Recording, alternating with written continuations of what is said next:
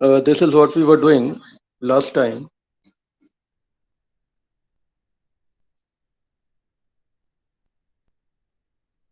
I had shown you this document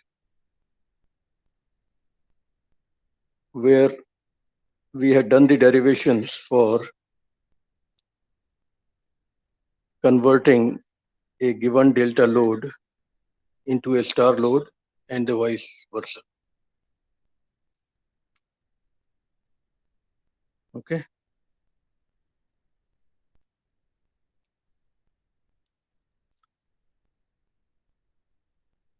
The derivations for these formulas are pretty simple. Please go through them once again if you have not. What I want to do is finish up the rest of this document today.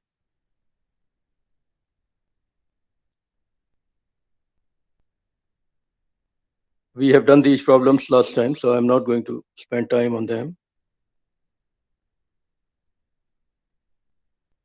A parallel LC circuit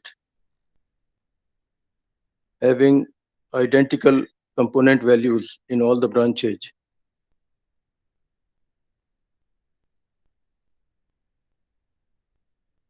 of a Y network has been converted in this problem into the equivalent delta network. Okay.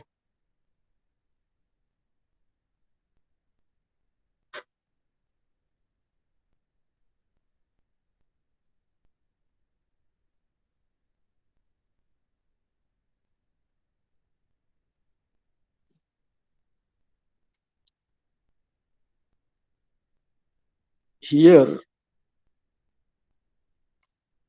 one key question that we have to ask is, do we need frequency or not?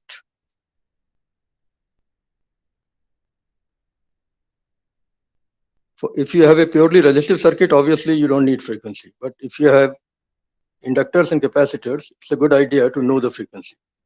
In some cases, you may need it. In some cases, you may not. Okay. So please go through this problem carefully. The last problem that I want to discuss in this document is when you have a complicated load, it has a delta connection in parallel with a Y connection.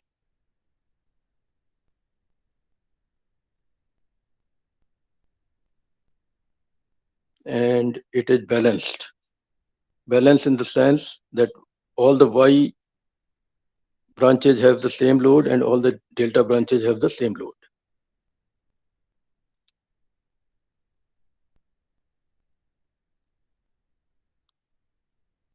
Now, if they want equivalent delta load, then you convert the star load into delta load first,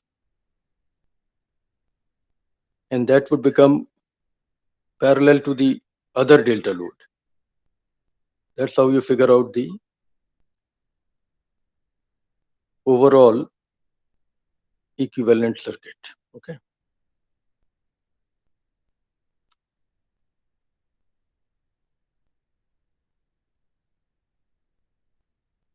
A lot of this has to be done by you with your own hands. And until and unless you do that, you won't be able to appreciate the nuances. So what I've done is the Y network, which has ZY load in each branch, I've converted that into equivalent delta load.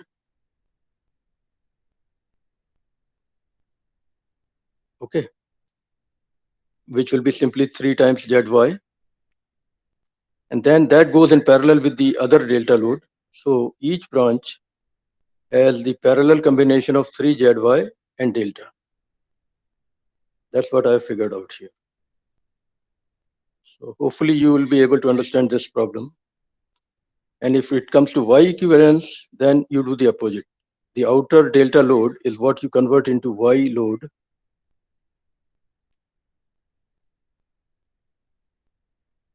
And then the two Ys go in parallel So you figure out the overall combination. Please go through this carefully.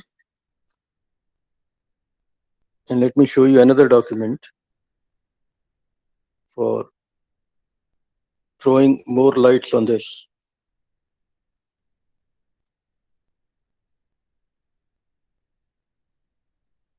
The loads that we encounter in real life may not always be delta or Y. They can be combinations of all this. Okay.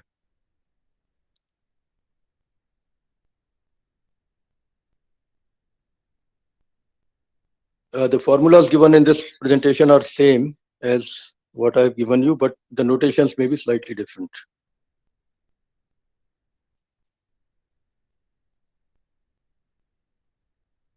Derivations are already done by us, so let's not worry too much about them.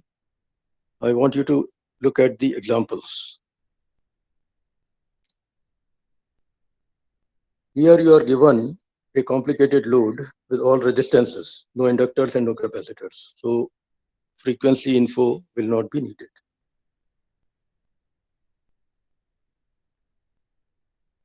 How do you calculate the effective resistance of this load between nodes A and B?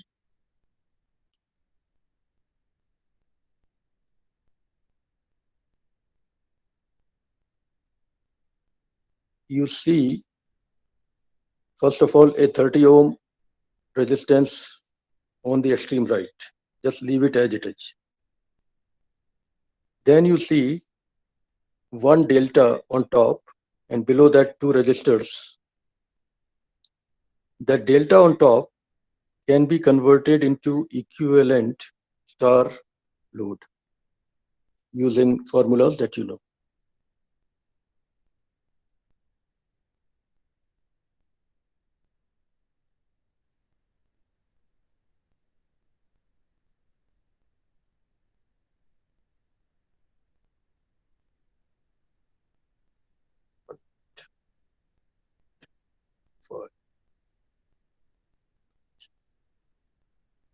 Okay.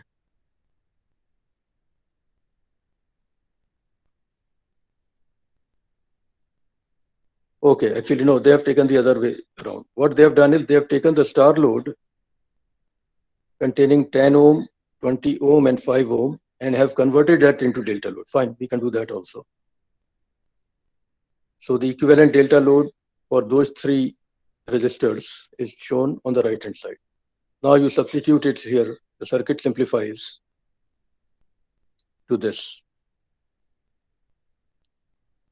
Now you can see 12.5 ohm and 17.5 ohm in parallel, 15 ohm and 35 ohm in parallel, and 70 ohm and 30 ohm in parallel. So it becomes straightforward to calculate the equivalent resistance. There can be more than one method, I agree, but this is one way that they have used. There are more examples of similar type.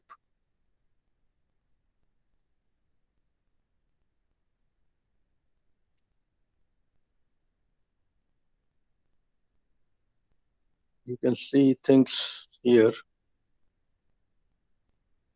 What they have done is they have taken the Y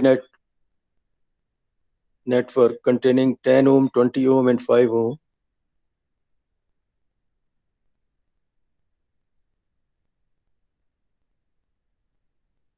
No, actually, they have taken the delta network containing 70 ohm, 17.5 ohm, and 35 ohm and converted that into Y equivalent. And then they have simplified the data. Please study all these problems. There's a lot more here. How to apply these given formulas to real life situations. One more example that I'd like to show you.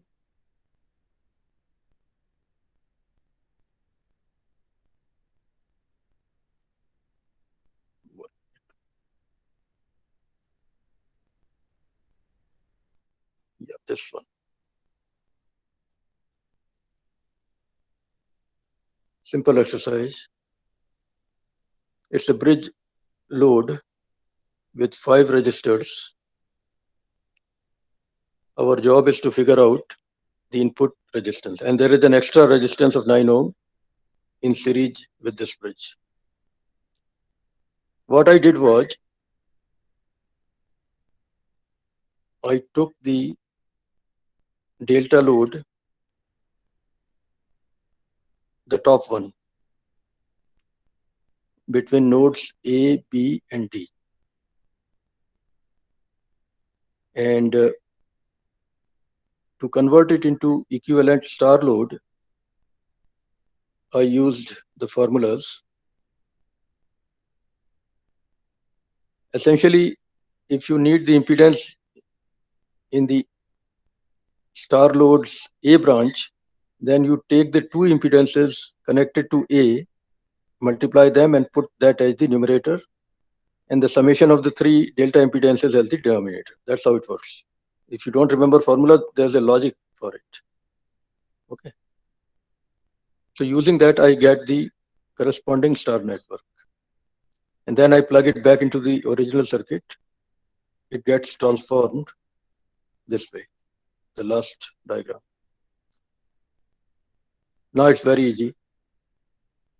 You have 9 ohm in series with 2 ohm, then two parallel branches, one containing 4 ohm and 8 ohm, the other containing 2 ohm and 4 ohm in series. So it's straightforward after that.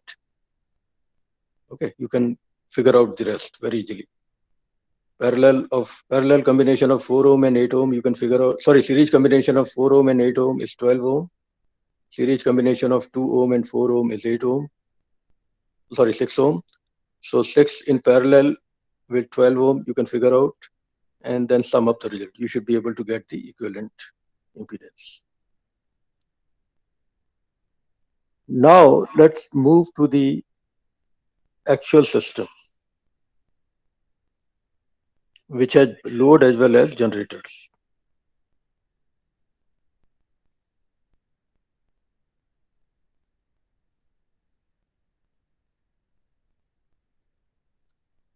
We would consider only star system.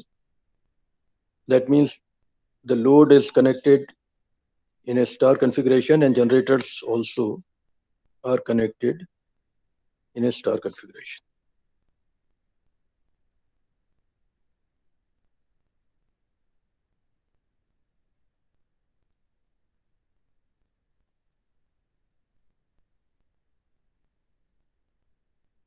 Many assumptions are made. Load is balanced. That means all branches have identical impedance. It may not be true in real life, but for analysis purposes, we'll make that assumption and we can draw a lot of conclusions even from the simplified analysis. We will assume that generators are balanced as well. That means all the three generators have equal Vm, the peak value of the voltage being generated. We are also going to assume that all the generators have identical frequency. The three generators connected in star configuration on the left side, each one of them is known as a phase. I'm giving the notation VAN for phase A. VAN is the voltage between line A and neutral. Neutral wire is the wire running from the common junction of the three generators. So VAN, as you can see, is between small a and small n. VBN similarly is between small b and small n, and VCN is similarly between small c and small n. Then I have got three lines coming out, A, B, C, and they are going through three transmission lines. I would assume that transmission lines have zero impedance. It may not be true, but let's make that assumption for now. Then on the right hand side, I show the load. Here I use capital letters. Small a line coming into the load is being denoted as capital A node. And similarly, small b as capital B, small c as capital C, and small n is being denoted as capital N. Capital letters mean you're talking about load side of the system.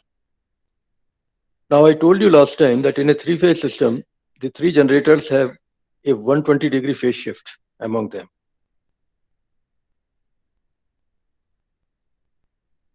Okay. So, in phasor form, suppose I write VAN equal to VM with 0-degree phase shift, assuming that this is the reference voltage. Then VBN will have 120-degree phase shift, and I am assuming minus 120 degree for now. It can be plus also if necessary. Okay.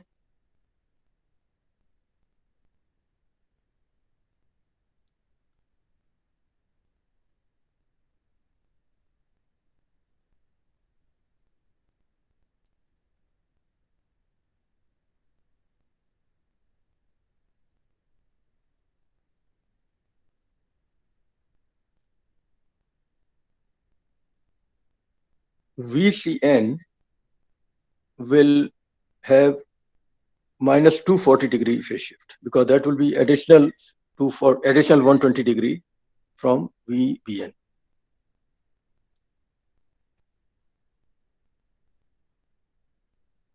That is how you define the three-phase voltage. Now you know that in any angle you can add 360 degrees and still get the same sine and cosine values. So minus 240 degrees can be written as plus 120 degrees also. VCN can be written as VM e to the power j120 plus j120 degrees or minus 240 degrees. Both are okay. VBN will be VM multiplied by e to the power minus j120 degrees, and VAN will be VM e to the power j0 degrees. Now, you have to remember these results, or you can always work them out on the calculator. We'll need these values a lot. Cos of 120 degrees is minus 0.5. Cos of minus 120 degree is also minus 0.5. Sine of 120 degree is plus square root of 3 by 2, which is about 0.866. Sine of minus 120 degree is minus square root of 3 by 2, which is about minus 0.866. Cos of 240 degrees, cos of minus 240 degree, sine of 240 degrees, sine of minus 240 degrees. All these values will be needed in the analysis. So I thought I'll write them down for reference. Now, if you go back to the original circuit, the rest of the world sees the three lines. They don't see the individual generators. That means they would like to know the voltage between small a and small b, and small b and small c, and small c and small a. These are called line voltages. Phase voltage is either VAN or VBN or VCN. Line voltages are VAB, VBC, or VCA. Okay. So let's try to calculate the line voltages. It is obvious that VAB will be VAN minus VBN. You can apply Kirchhoff's voltage law in that loop.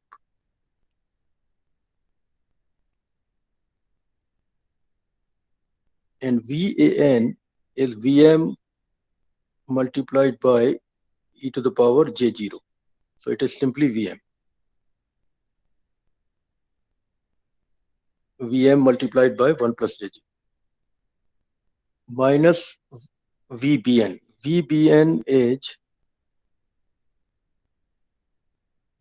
VM multiplied by e to the power minus j120 degrees. You have to do this mathematics carefully. So using values of cos minus 120 degrees and sine minus 120 degrees from here, I can write VBN. Cos, yeah, minus 0.5 and minus, yeah, that's correct. Then I simplify the result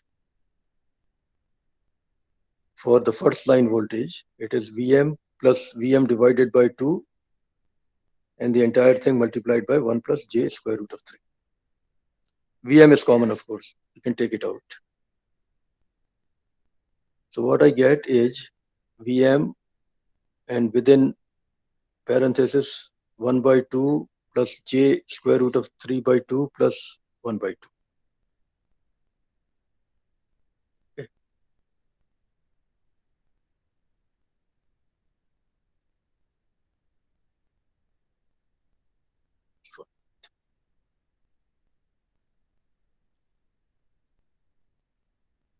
Yeah.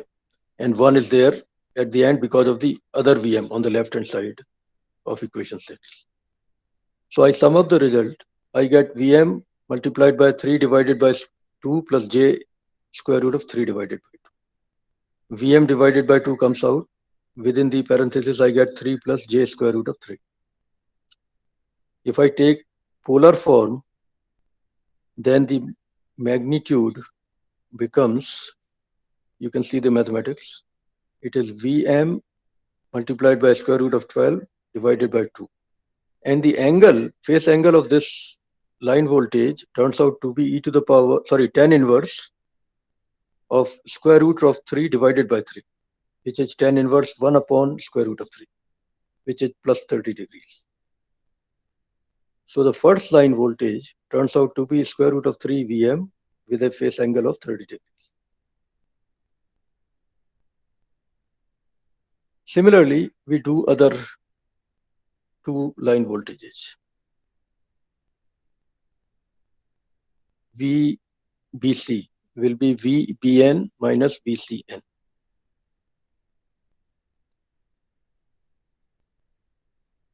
VBN is Vm e to the power minus j 120 degrees. VCN is Vm e to the power plus j 120 degrees. So subtract the two.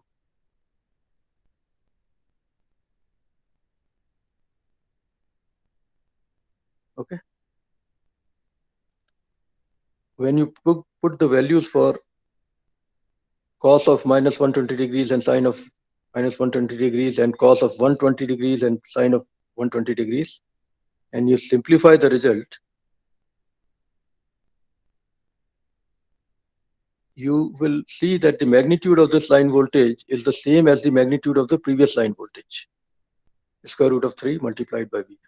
But phase shift now is minus 90 degrees.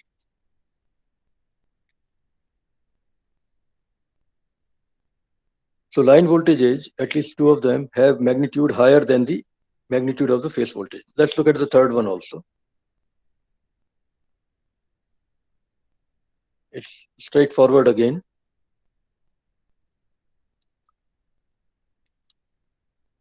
If you follow the math, you will get square root of 3 Vm e to the power minus j 210 degrees. So in the three line voltages, what we are getting is the magnitudes are equal, but phase shifts are different. The magnitudes are square root of 3 multiplied by Vm, and Vm is the peak value of each of the phase voltages. But the phase shift is now shifted by 30 degrees compared to the phase voltages. Phase voltages had 0 degrees, minus 120 degrees, minus 240 degree phase shift.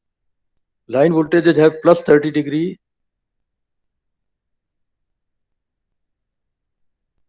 in VAB, minus 90 degree in VBC. So there is still 120 degree phase shift, minus 120 degree difference.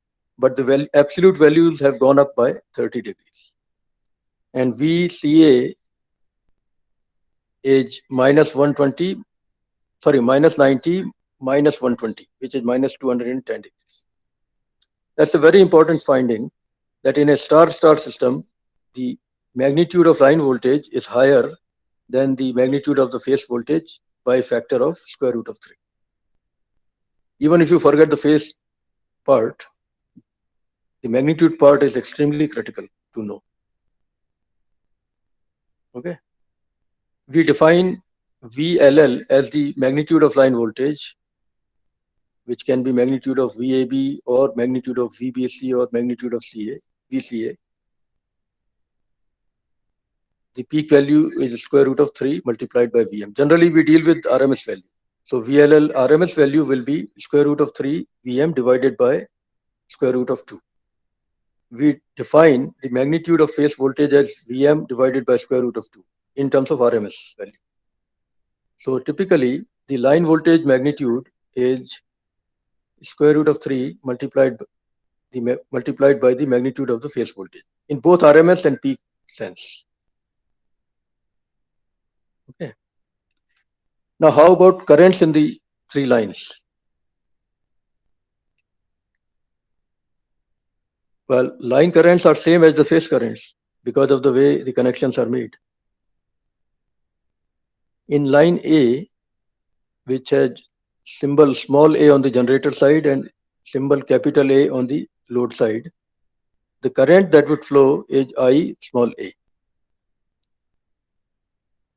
And similarly, in line B, which is small b and capital B combination, the current that would flow will be IB. And in the third line also, you'll see the current IC. And the fourth wire is also there, which is neutral wire. We'll figure out the current in that wire.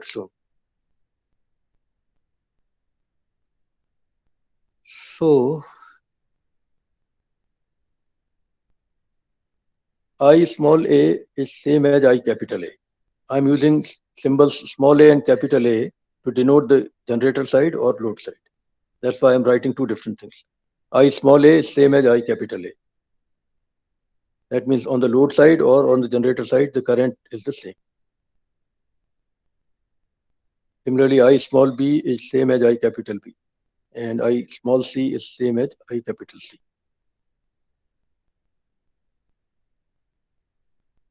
Okay.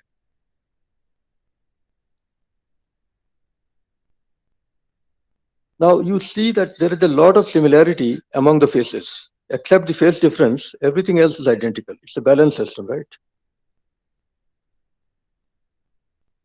So we can do a lot of analysis by looking at only single phase equivalent circuit. And for other two phases, we can put the appropriate phase shift in the result. That's it.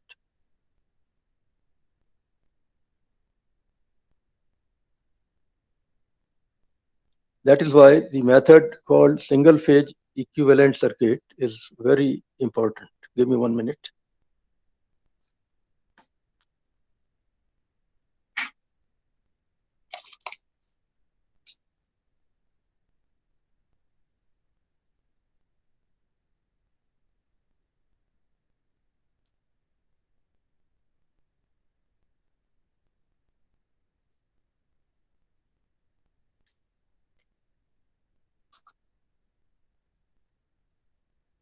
Except the minus 120-degree progressive phase shift among the three phase voltages, the three phases for a balanced system are identical. Hence, we can use a single phase equivalent circuit for, say, phase A and then obtain generalized results for other phases. So the equivalent circuit for phase A is a single phase equivalent circuit. VAN is Vm e to the power J0. IA, whether it's small a or capital A, is the same. And ZPH is the load in the branch A of the three-phase load. So I small a or I capital A, both are equal to Vm divided by ZPH. Peak value, of course. Other phases can similarly be analyzed. What you'll get is an extra phase shift. That's it. For I small b or I capital B, you'll get Vm e to the power minus j 120 degree divided by ZPH, where ZPH is the load of each of the branches. And I small c or I capital C will be Vm e to the power minus j 240 degrees divided by ZPH.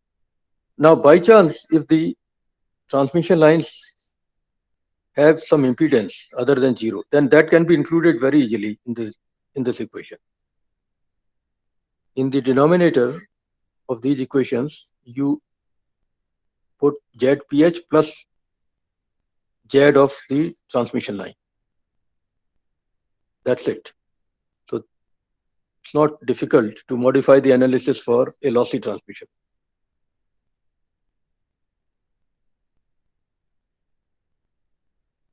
Now, other thing that we want to verify is what will happen to the neutral current. Neutral, basically, if you go back,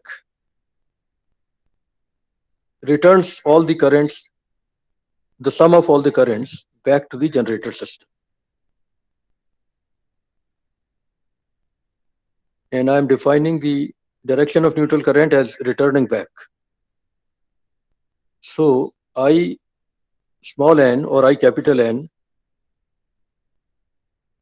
is the summation of individual line currents. I small a plus I small b plus I small c should give you In. And we have seen that I small a is Vm divided by ZPH. I small b is Vm e to the power minus j120 degree divided by ZPH. I small c is Vm e to the power plus j120 degree divided by ZPH. So I use those formulas from this previous page here and plug them in this equation. And then I simplify the result, putting the values of cos 120 degrees and sine 120 degrees, as we have seen in one of the previous pages. What I get is Vm divided by ZPH multiplied by 1 plus 2 cos 120 degrees. Try to do it yourself. What we get is 0. The neutral carries no current in a balanced YY system. It's a standard proof that is given in the books.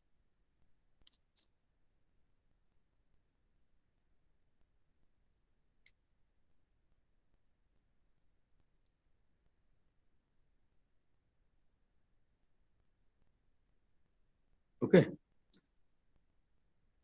I could have proven this result in time domain also, but I think phasor domain proof is much easier.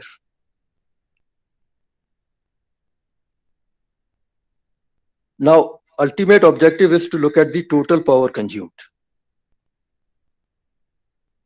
In single phase systems, I had told you the concept of a complex power, S, which was 1 by 2 divided by peak value, or rather the phasor of voltage multiplied by complex conjugate of the phasor of the current. So here we generalize the concept for 3 different phases. For phase A, we write complex power as half VAN IA complex conjugate, and IA is Vm divided by ZPH. So I use that here. I get Vm multiplied by Vm complex conjugate divided by 2 ZPH complex conjugate. Vm into Vm complex conjugate gives me the square of Vm, essentially. The magnitude is unnecessary there. It's a real number anyway. So this is what I get for complex power in phase A. Similarly, in phase B, I write the basic definition and I plug in the formula for IB, which is given here.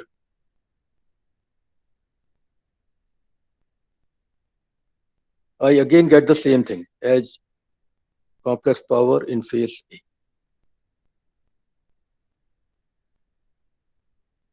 And phase C also gives me the same result. So if I want total S, then it is simply 3 multiplied by Vm square divided by 2 divided by, of course, ZPH complex conjugate. Now, load can be a complex number for sure. So this result will have a real part and an imaginary part. Real part is known as active power or consumed power, which generates heat and light. Q is the reactive power which does not do any useful work. We have seen all that in single phase circuits also.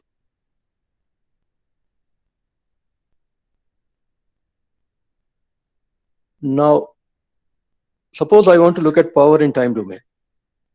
Normally, I'm avoiding power domain, time domain here, but for power, it is important to look at instantaneous power also. Small p total will be VAN. Look carefully that I'm using instantaneous values now, not phasor values. Phase A voltage in time domain multiplied by phase A current in time domain plus phase B voltage in time domain multiplied by phase B current in time domain plus phase C voltage in time domain multiplied by phase C current in time. That will give me total instantaneous power. Okay.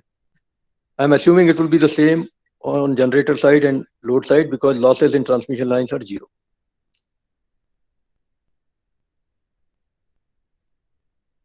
Now, I explained to you in the past that time domain equation can be obtained from phasor in a certain manner. You take a real part of e to the power j omega t. So using that, the phasor for VAN, which was Vm e to the power j0, correspondingly gives me the instantaneous voltage in time domain as Vm cos omega t. And VBN in the second term is Vm cos omega t minus 120 degrees. And VCN in the third term is Vm cos omega t minus 240 degrees or plus 120 degrees. Similarly, for currents also, I look at the phasors and convert them into time domain. These are the three current values. I write the corresponding time domain expressions. Vm divided by magnitude of ZPH multiplied by cos omega t minus phi, where phi is the phase angle of the load. ZPH has a magnitude of ZPH with two vertical lines on both sides, and it has a load angle of phi. That's why cos omega t minus phi is coming. Okay. Now here, there's something has been missed in scanning, but basically you will see Vm cos omega t 120 degrees in the second term multiplied by Vm divided by ZPH multiplied by cos omega t minus 120 degree minus 5. Minus 5 will also be there in the second term. And in the third term also at the end, cos of omega t plus 120 degree minus 5 will be there. I'll correct this if necessary. So if I simplify that result,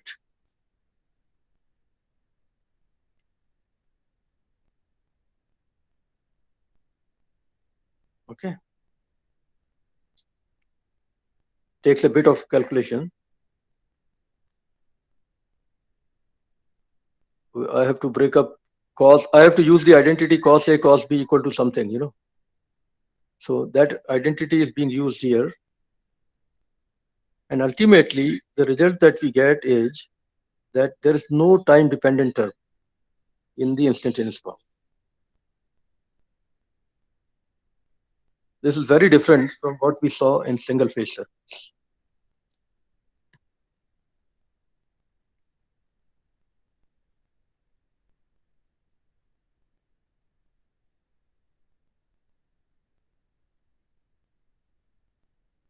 Okay.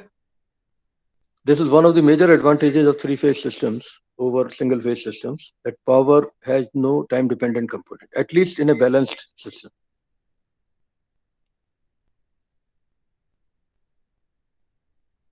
The other advantage, of course, is that you can transmit more power for the same amount of material that you are using. Excuse me, sir. Yes. Sir अगर time पे depend नहीं करेगा तो फिर अपन कितनी भी देर के लिए स्विच ऑन करें उससे फर्क ही नहीं पड़ेगा कुछ भी। अगर जैसे बहुत टाइम जैसे स्टेडी स्टेट अगर कुछ अचीव होता हो इसमें balance system. Right, right. See, even if there is time variation in the individual voltages and currents, the power will see no fluctuation with time. That is the advantage. You see, I'm not talking about transient behavior. I'm talking about steady state behavior. In that case, even if voltages and currents are varying with time, the instantaneous power will not change with time. That Okay. is the major. So what it means is, if you are driving a motor, the motor's torque will not oscillate. I'll come to all that when we go to motors, but it has very big practical implications. Okay. Try to remember that voltage and currents are changing with time, but instantaneous power is not changing with time. Okay. That is the advantage of having this phase shift. Okay.